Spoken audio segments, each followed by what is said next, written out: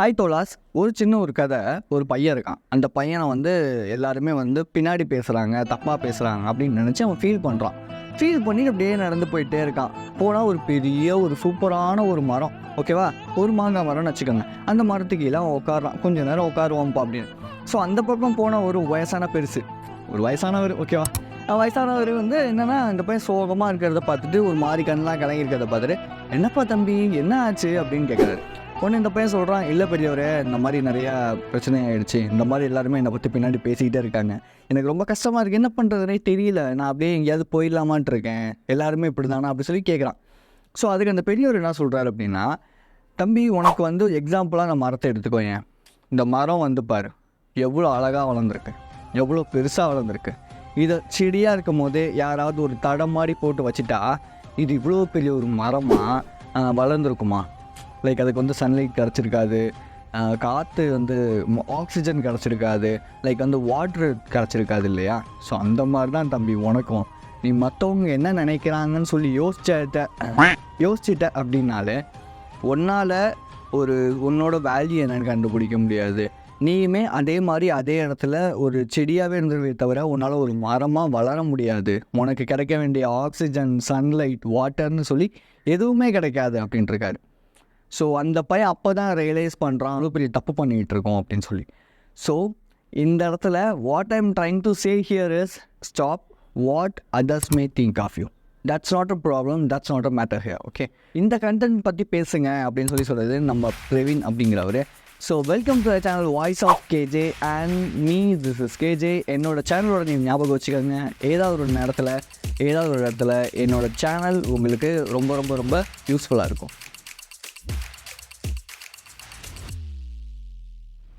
அவங்க என்ன நினைப்பாங்க, மற்றவங்க என்ன பேசுவாங்க இப்படின்னு சொல்லி நினச்சிக்கிட்டே இருக்கீங்க அப்படின்னா நீங்கள் ஒரு எண்டில் ப்ரிசனில் ஒரு சிறை கைதி மாதிரி போய் மாட்டிப்பீங்க.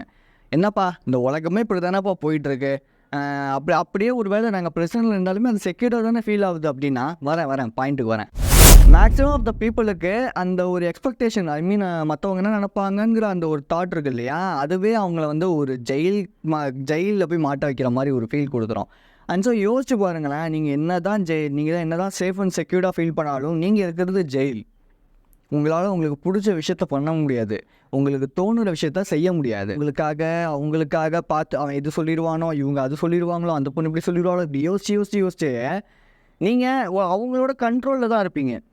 உங்களோட கண்ட்ரோல், ஐ மீன் அவங்க ஃபுல் அண்ட் ஃபுல்லாக அவங்க கண்ட்ரோலுக்கு போயிட மாட்டீங்க. அவங்க என்ன நினச்சிருவாங்களோ அந்த தாட்லேயே இருந்து உங்கள் ரிமோட்டை ஃபுல்லாக அவங்க கையில் கொடுத்துருவீங்க. ஸோ எக்ஸாம்பிளுக்கு யோசிச்சு பாருங்களேன், இப்போ நீங்கள் ஒரு பாலைவனத்தில் இருக்கீங்க.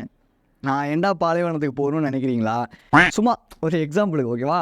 நான் இப்போ நீங்கள் ஒரு பாலைவனத்தில் இருக்கீங்க, ஓகேவா. ஸோ அந்த பாலைவனத்தில் இருக்கும்போது தண்ணி அங்கே விற்கிறீங்க. தண்ணி இந்த sense drinking water, not alcohol. Okay, so தண்ணியை அங்கே இந்த இடத்துல விற்கிறீங்க. அப்படிங்கும் போது எவன்டா அவன் இருக்கேன் தண்ணி பாலைவனத்தில் விற்கிறான் அப்படின்னு சொல்லி பார்ப்பானா? அப்படி இல்லை, அந்த தண்ணி ஒரு வேல்யூவான விஷயம்னு சொல்லி அவன் வாங்கிப்பானா? அது விஷயம் தான் நடக்கும் மேக்ஸிமமாக, ஓகேவா. ஸோ அடுத்தவன் என்ன நினைக்கிறான், அவன் என்ன நினைக்கிறான் அப்படின்னு சொல்லி நினச்சிக்கிட்டே இருந்தோம் அப்படின்னா நமக்கான ஒரு வேல்யூவை க்ரியேட் பண்ணவே முடியாது. வேல்யூங்கிற ஒன்று நம்மக்கிட்ட க்ரியேட் ஆகாது.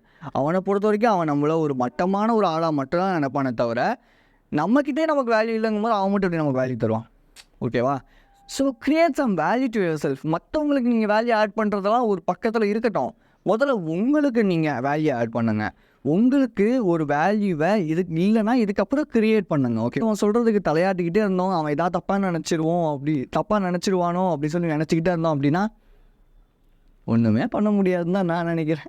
Violate the expectations people have on you. இடத்துல ஒரு தப்பு ஒன்று பண்ண போகிறோம். மற்றவங்க நம்ம மேலே வச்சுருக்கிற ஒரு எக்ஸ்பெக்டேஷனை நம்ம அடித்து உடைக்க போகிறோம். அவன் நம்ம மேலே எக்ஸ்பெக்டேஷன் வைக்கணும் அப்படிங்கிறதுக்காக. எக்ஸ்பெக்டேஷனுக்கும் அவங்க என்னை பற்றி என்ன நினச்சிருவாங்க அப்படிங்கிற திங்கிங்கும் என்ன ஒரு கனெக்டிவிட்டி இருக்குது அப்படின்னா, இந்த எக்ஸ்பெக்டேஷனுங்கிறது தான் இப்படியான ஒரு தாட்டை நமக்குள்ளே க்ரியேட் பண்ணி கொடுக்குது, ஓகேவா. ஸோ இந்த எக்ஸ்பெக்டேஷனுங்கிறது எங்கே ஆரம்பிக்குன்னா, ஸ்டார்டிங்கில் ஒரு ரிலேஷன்ஷிப் ஸ்டார்ட் ஆகும்போது, அது ஃப்ரெண்ட்ஷிப்பு இல்லை எதாக இருந்தாலும் சரி, அது ஸ்டார்ட் ஆகும்போது எங்கே அவங்க கோச்சிப்பாங்களோ, எங்கே அவங்க ஃபீல் பண்ணுவாங்களோன்னு சொல்லி நம்ம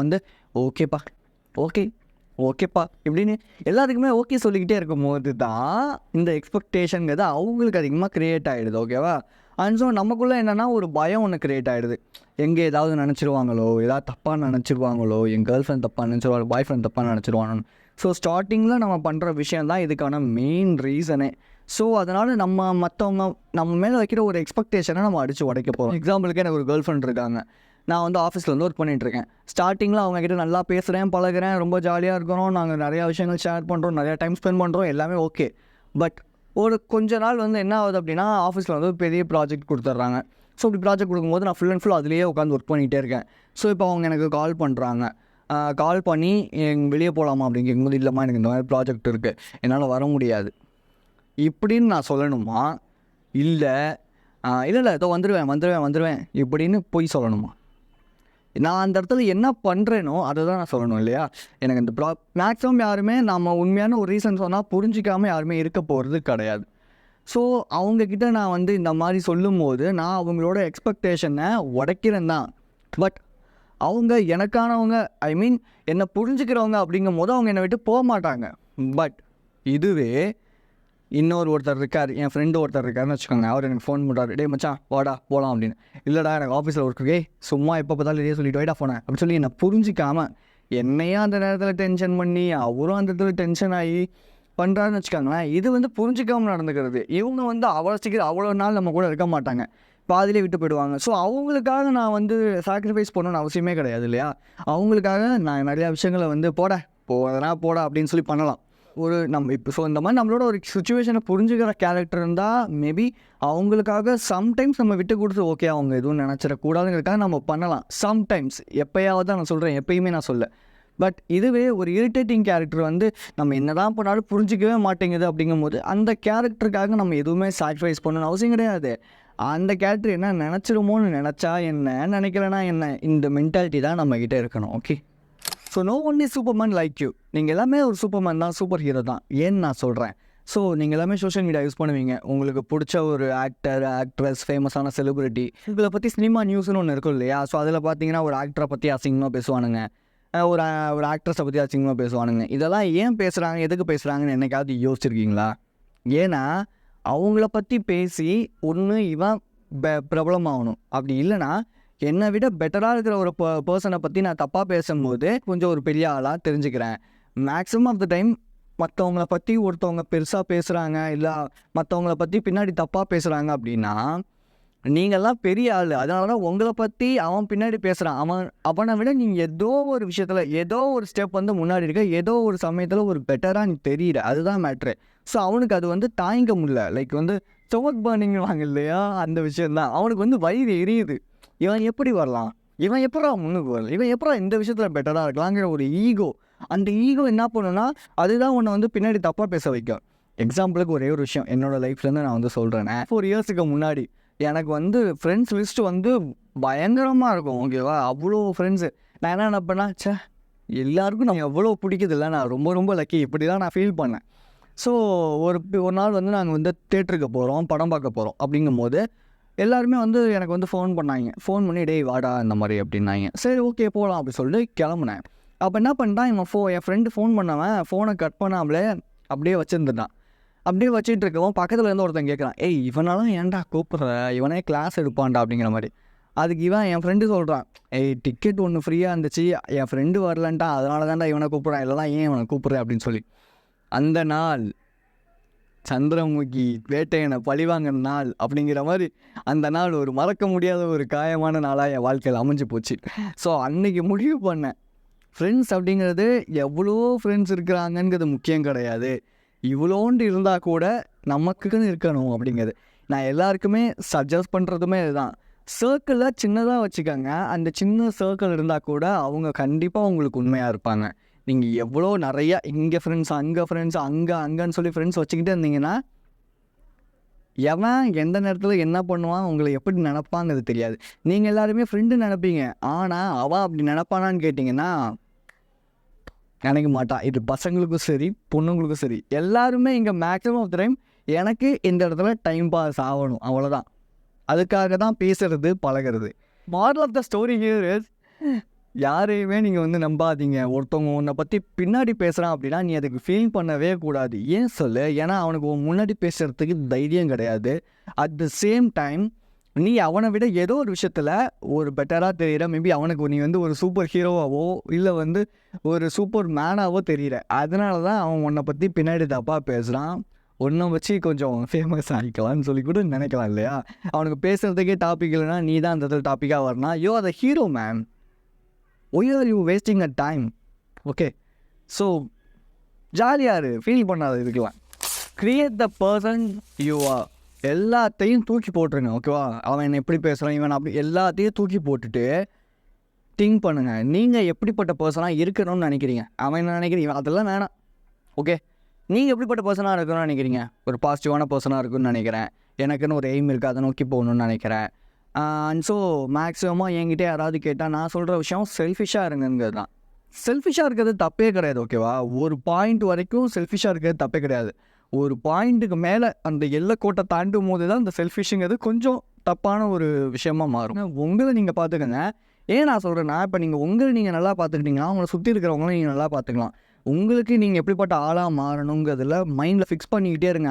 அந்த விஷனை என்றைக்குமே விட்டுறாதீங்க. விஷன் தான் ஒரு ஆளை எப்படிப்பட்டவனாக மாற்றுங்கிறதுல ஒரு கிளாரிட்டியே இருக்கும். ஓகேவா? ஸோ விஷனை விட்டுறாதீங்க. நீங்கள் எப்படிப்பட்ட ஆளாக மாறணுங்கிறதையும் விட்டுறாதீங்க. எவனாவது ஏதாவது சொல்லிக்கினே தான் இருப்பான். நம்ம ஏதாவது ஒன்று பண்ணும்போது மூஞ்சுக்கு முன்னாடி சொல்கிறத விட மூஞ்சுக்கு முன்னாடி பேசுகிறது தான் அதிகம்.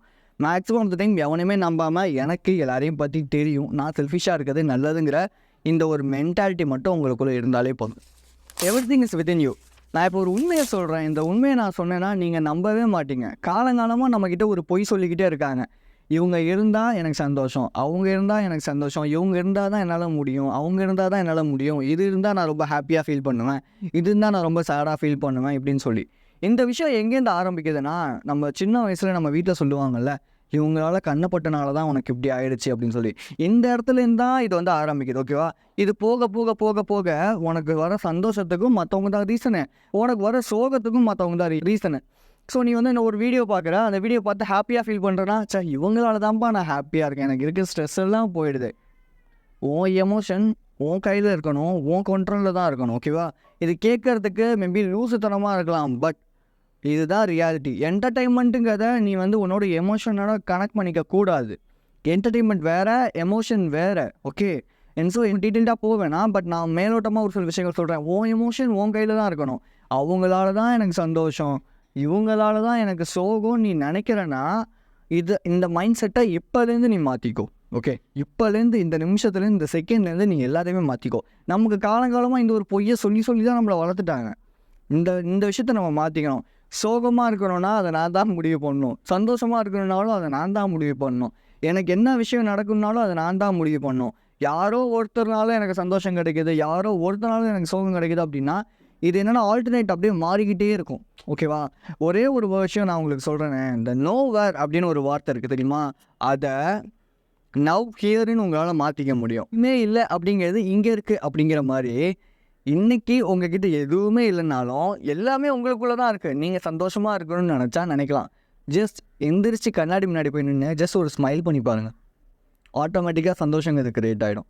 அதை விட்டுட்டு எனக்கு ஒரு வீடியோ பார்த்தா தான் சந்தோஷம், எனக்கு இவங்க வீடியோ தான் பார்த்தோம் அப்படின்னு நினச்சிங்கன்னா அதுதான் தப்புன்னு நான் சொல்ல வரேன். ஓகேவா? மற்றவங்களுக்கு எப்படின்னு எனக்கு தெரியாது. என்னை பொறுத்த வரைக்கும் அது வந்து நம்ம எமோஷன் நம்ம கையில் இருக்க வரைக்கும் சந்தோஷம். சூப்பர், வெரி குட், செம்ம. நம்ம எமோஷன் நம்ம கையில் இல்லாமல் இவங்களாலன்னு தான் நினச்சோன்னா அது கொஞ்சம் தப்பு தான். ஸோ இந்த வீடியோ ரொம்ப யூஸ்ஃபுல்லாக இருக்கும்னு நினைக்கிறேன். அண்ட் ஸோ யூஸ்ஃபுல்லாக இருந்துச்சுன்னா லைக், ஷேர், கமெண்ட் பண்ணி சப்ஸ்கிரைப் பண்ணிக்கோங்க. So be strong and stay positive. This is KJ. I will see you in this video and thank you for watching this video.